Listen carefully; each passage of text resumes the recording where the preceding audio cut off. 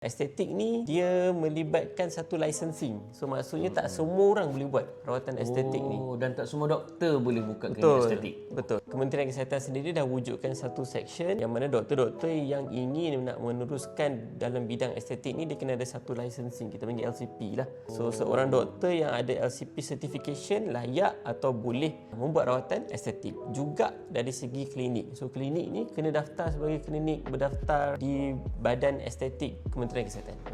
Maknanya seorang tu tak boleh senang-senang claim dia doktor estetik walaupun dia seorang doktor. Betul. Dia doktor, dia boleh merawat apa-apa, tapi kalau dia nak rawat estetik, dia perlu ada satu license yang kita akan label sebagai LCP Certified Doctor, LCP Certified Estetik Klinik. So klinik Avicenna adalah LCP Certified Estetik Klinik. So berbalik ke soalan yang tadi tu, part nombor 2 untuk klinik Avicenna.